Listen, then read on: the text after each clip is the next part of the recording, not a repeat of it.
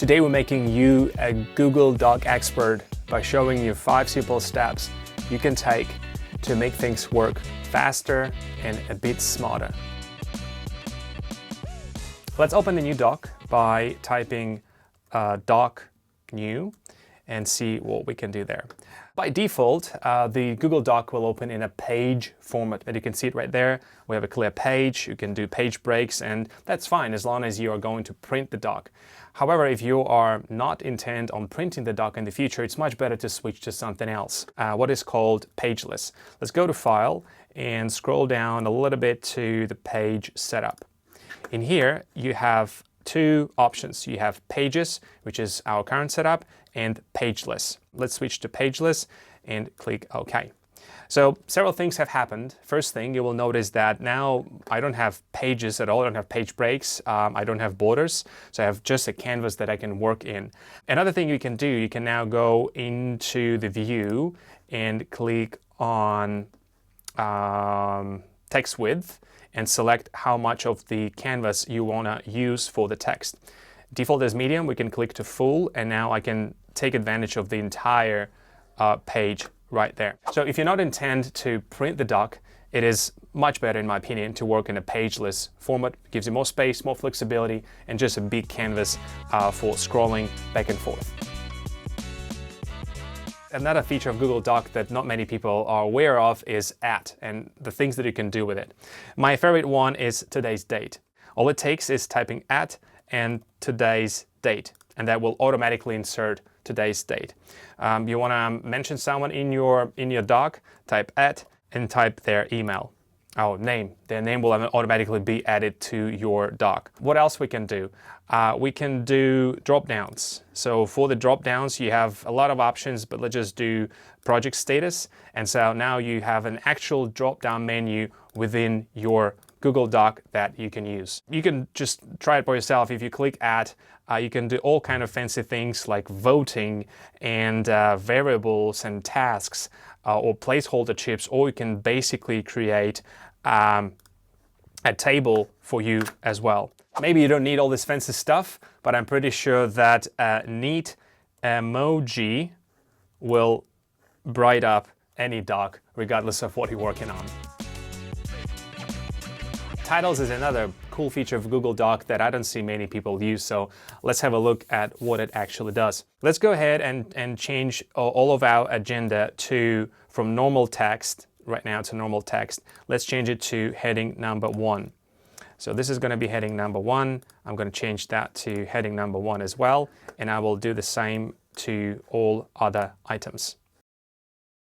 Now all of my agendas are now headings. What it does a couple of things. First thing, I can now collapse agenda 1, agenda 2, 3, 4, and 5. And any text that is under that agenda will be collapsible as well. So I can do this. The second thing that it did, it created a table of content that you can access right there. So if you click on the tab, I can now jump from one item to another because each of those items is now a heading. Some of the docs that we use here, CAS use that feature.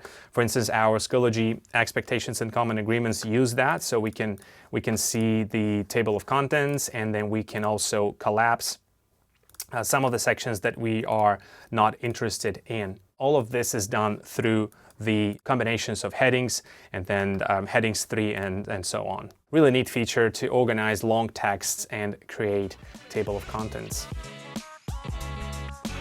Every now and then, you wish you could hyperlink or point people to a specific place in the doc, and you can do that with bookmarks. So let's see how it works.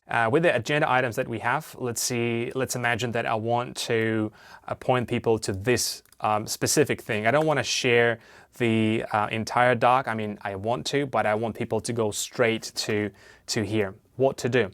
Move your cursor here, go to File, scroll a bit down to, sorry, not here, go to Insert and go into the bookmark. Or you might click at our favorite @ sign and look for Bookmarks, and that will create the bookmark. So what bookmarks do, they create a little sign here that you can tap and copy the link. Now, when I open this link, this will take the person directly to where I want them to go. Finally, our last tip has to do with how you share things. Most of the time when we want to publish or share the doc, we go into the share. But there's another way to share materials. Let's have a look how to do that. Let's go into the file and then share. And then rather than select and share with others, let's select publish to web. See what we have there. Let's open publish content and settings. In our domain, we cannot share with everyone on the internet, but if you are using that on your personal account, you might have different settings here. But here at KIS, these are the settings we have. So let's select all KIS staff, do the automatic republishing, and then click on Start Publishing, and then click OK here. Once I've done that, I'll be given a link, and let's open this link and see what it looks like.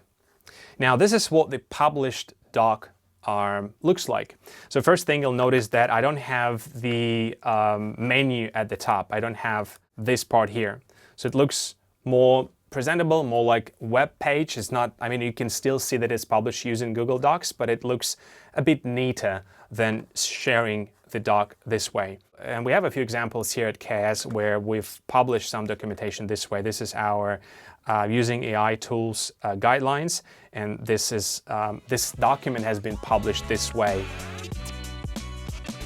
Today we've made you a Google Doc expert by looking at 5 simple steps that you can take to streamline your workflow when it comes to Google Docs. So let's recap really quickly what we've looked at today. First thing, we've looked at how you can change the doc from pages to pageless. We've then had a look at how with you can add different things such as emojis and today's dates and tables and mark people and do the drop downs. Then had a look at titles and how you can build table of content. We've looked at bookmarks and how you can assign bookmarks to a certain part of your docs and then share that link with people to direct them directly where you want them to. And we rounded off with publishing or publishing to the web, a slightly different way to share your doc that will look a bit more like a web page more than a doc. Thanks for your attention, and hopefully this has been helpful, and I hope to see you next time.